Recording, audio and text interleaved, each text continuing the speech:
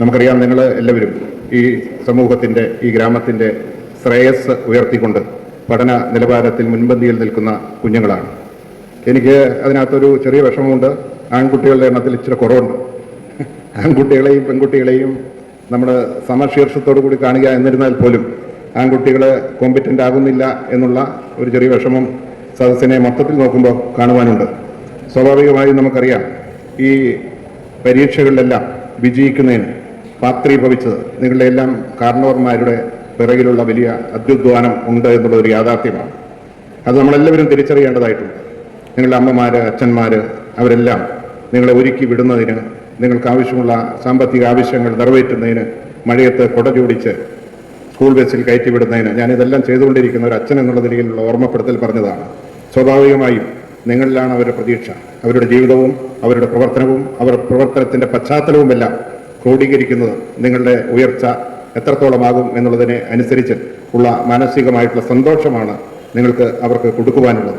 നിശ്ചയമായിട്ടും നിങ്ങളെല്ലാവരും ആ സന്തോഷം നൽകിയിട്ടുണ്ട്.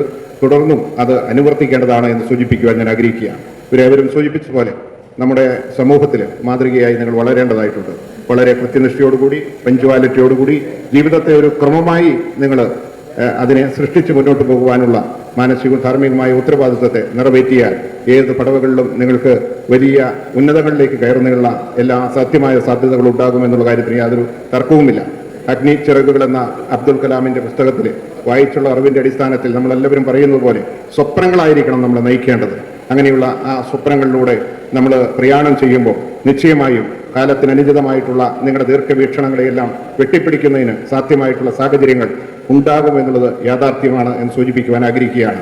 ഒപ്പമായി നിശ്ചയദാർഢ്യം, ഇച്ഛാശക്തി അത് നമുക്കുണ്ടാകേണ്ടതായിട്ടുണ്ട്. നമുക്കെല്ലാം നേടിയെടുക്കാമെന്നുള്ള ഒരു പ്രതിജ്ഞ മനസ്സിൽ ചെയ്തുകൊണ്ട് ആ ഇച്ഛാശക്തിയോട് കൂടിയിട്ടുള്ള പ്രയാണം, ആ പ്രയാണത്തിനൊപ്പം നിങ്ങളുടെ കാരണവന്മാർ, നിങ്ങളുടെ ബന്ധുമിത്രാദികൾ, നിങ്ങളുടെ ചാർച്ചക്കാരായിട്ടുള്ളവർ, ജനപ്രതിനിധികൾ എല്ലാവരും ചേർന്ന് നിൽക്കുമ്പോൾ തീർച്ചയായിട്ടും മഹനീയമായിട്ടുള്ള ഒരു വ്യക്തിമുദ്ര പതിപ്പിക്കുന്ന ഇടങ്ങളിൽ നിങ്ങളുടെ ഭാവി എത്തിച്ചേരും എന്നുള്ള കാര്യത്തിന് യാതൊരു തർക്കവുമില്ല.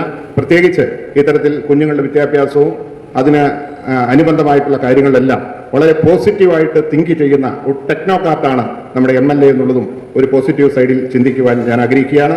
അദ്ദേഹം നിങ്ങളുടെ കുഞ്ഞുങ്ങളുടെ വിദ്യാഭ്യാസ കാര്യത്തിൽ ഹയർ എഡ്യൂക്കേഷനുമായി ബന്ധപ്പെട്ടിട്ട് അനുബന്ധമായിട്ടുള്ള ട്രെയിനിങ് സൗകര്യങ്ങൾ ഒക്കെ നിരവധിയായിട്ടുള്ള കാര്യങ്ങൾ ഞാൻ ഒന്നിച്ചുള്ള സമയങ്ങളിലും യാത്രകളിലുമെല്ലാം നിരവധിയായിട്ടുള്ള റിട്ടയർഡ് ചെയ്ത IAS സിവിൽ സർവീസ് ഉദ്യോഗസ്ഥന്മാരുമായിട്ടൊക്കെ അദ്ദേഹം സംസാരിക്കുന്നത് എനിക്ക് കേൾക്കുവാൻ കഴിഞ്ഞിട്ടുണ്ട്. അപ്പോൾ നിങ്ങളുടെ എല്ലാം കാര്യത്തിൽ ഒരു MLA എന്നുള്ള നിലയിൽ ശ്രീ അബു ജോൺ ജോസഫ് വലിയ കൺസേൺ ആണ് എന്നുള്ള കാര്യം കൂടി ഞാൻ പറയുവാൻ ആഗ്രഹിക്കുന്നു.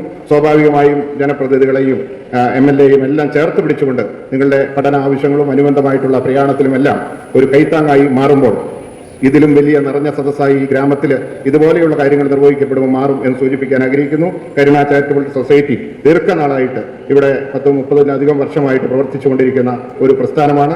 നാട്ടിലെ അശരണരായ ആളുകൾക്ക്, ആലംബഹീനരായ ആളുകൾക്ക് കൈത്താങ്ങ് നൽകുന്നതിന് വേണ്ടിയിട്ടുള്ള വലിയ പ്രവർത്തനങ്ങളുടെ പശ്ചാത്തലമൊരുക്കിക്കൊണ്ട് മുന്നോട്ട് പോകുന്ന ഒരു സംഘടന എന്നുള്ള നിലയിൽ ഈ സംഘടനയുടെ പ്രവർത്തനം അതിൻ്റെ ഭാഗം കൂടിയാണ് ഞാൻ എന്നുള്ളത് കൊണ്ട് ഞാൻ തന്നെ അവരെ അപ്രീഷിയേറ്റ് ചെയ്യുക എന്നുള്ളത് ശരിയല്ല എന്നുണ്ടെങ്കിലും ഈ സംഘടനയുടെ നെടുനായത്വം വഹിക്കുന്ന ശ്രീ KM മത്തച്ഛനും ശ്രീ ഷൈജു അടക്കമുള്ള പ്രിയപ്പെട്ട എല്ലാവരും ഉണ്ട്. അവരെല്ലാവരും കൂട്ടിച്ചേർന്നുള്ള ഈ പ്രവർത്തനത്തെ ഞാൻ വളരെ സന്തോഷത്തോടു കൂടി കണ്ടുകൊണ്ട് നിങ്ങൾ ഓരോരുത്തരും നിങ്ങളുടെ ദീപ്തമായിട്ടുള്ള ഭാവിക്ക് അനുസൃതമായിട്ടുള്ള വളർച്ചയെ പ്രാപിക്കുന്നതിന് വേണ്ടിയിട്ടുള്ള നിതാന്ത ജാഗ്രതയും പരിശ്രമവും അതുപോലെ തന്നെ അച്ഛൻ സൂചിപ്പിച്ചതുപോലെ ഈശ്വര വിശ്വാസത്തിൽ അധിഷ്ഠിതമായ നേറിൻ്റെ വഴിക്കുള്ള യാത്രയുടെ ഒരു പ്രയാണത്തെ ആരംഭിക്കണം.